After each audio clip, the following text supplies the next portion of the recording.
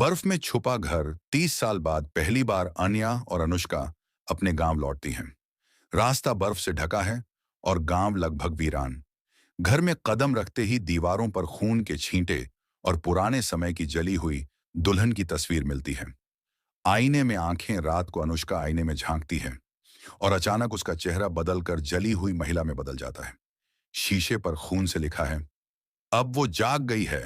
कब्रिस्तान की चीख गांव के पुराने चर्च के पीछे अनया को आवाज आती है।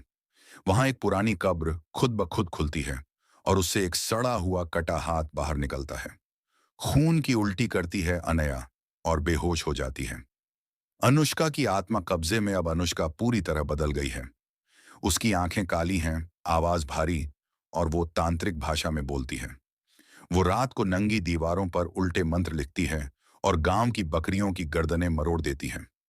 आत्मा की कहानी राहुल बताता है कि 30 साल पहले शालिनी नाम की लड़की की शादी गांव के पुजारी से तय हुई थी, लेकिन पुजारी खुद शैतानी साधना करता था। शादी की रात उसने शालिनी को जिंदा जला दिया। मरते समय उसने कसम खाई, हर तीसरे दशक में एक बहन को अपनी दुल्हन बनाऊंगी। पहला खून रात में अनुष्का, अब आत्मा के कब्जे में, गांव के लड़के को शादी का लाल जोड़ा पहनाकर बुलाती है और फिर उसका सिर धड़ से अलग कर देती है। सिर को पूजा स्थल पर रखती है और कहती है, दूल्हा अधूरा था।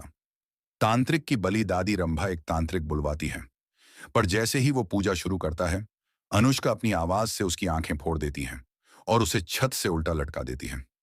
घर जो जिंदा है अब घर में दीवारें खून टपकाती हैं। हर आईना, हर खिड़की, हर दरवाजा जीते जागते हैं। अनया को हर जगह मां की जली हुई आत्मा दिखती है, जो कहती है, तुम अगली हो। विदेशी एक्सॉर्सिस्ट का आगमन। प्रोफेसर जोसेफ नामक एक अमेरिकी एक्सॉर्सिस्ट आता है, जिसके पास ब्लैक रिचुअल कोडेक्स है। लेकिन जैसे ही वो आत्मा का नाम पुकारता है, शालिनी उसकी खाल उतार लेती है।